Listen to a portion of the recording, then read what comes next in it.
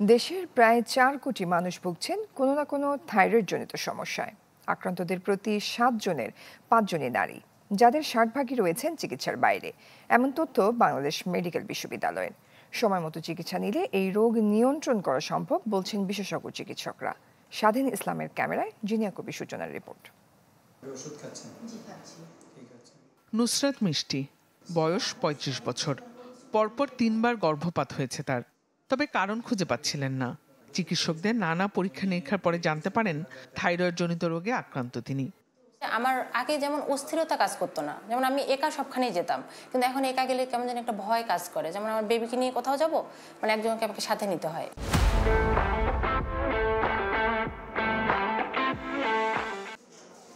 হঠাৎ করে এমন ক্লান্তি, মেজাজের ওঠানামা, ওজন বেড়ে যাওয়া কিংবা কমে যাওয়া আর চুল পড়ার মতো নীরব পরিবর্তনের পেছনের কারণ শরীরের ছোট্ট একটি গ্রন্থি থাইরয়েড।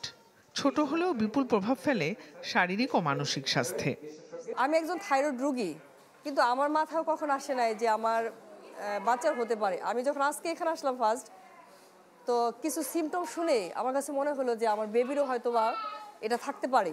প্রত্যেকটা কিছুতে আমি ভুগতেই থাকি, বা ঠান্ডা আমি চাচ্ছি না, বা আমি গরম সহ্য করতে পারছি না, একটার পর একটা লেগেই আছে। শুনছি যে থাইরয়েড একটা মেয়েদের রোগ, মহিলাদের রোগ, কিন্তু আসলে পুরুষের যে থাইরয়েড হয় এটা আমি বাংলাদেশ মেডিকেল বিশ্ববিদ্যালয়ের গবেষণা বলছে, দেশের মোট জনসংখ্যার প্রায় 4 কোটি মানুষ থাইরয়েড সমস্যায় ভুগছেন, যা মোট জনসংখ্যার 20%-এরও বেশি।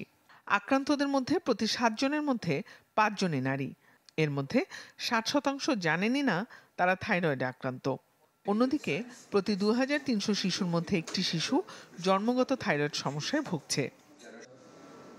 বিশেষজ্ঞ চিকিৎসকরা বলছেন, নিয়মিত চিকিৎসায় এই রোগ নিয়ন্ত্রণ করা যায়, আর চিকিৎসা না নিলে হতে পারে মৃত্যু। থাইরয়েড রোগ এটা হলো একটা নীরব ঘাতক। যদি থাইরয়েড ক্যান্সার হয় আর সেই ক্যান্সার যদি ম্যালট্রিটেড হয় বা জানা না থাকে, তাহলে কি হবে? থাইরয়েড ক্যান্সারটা ছড়িয়ে যাবে।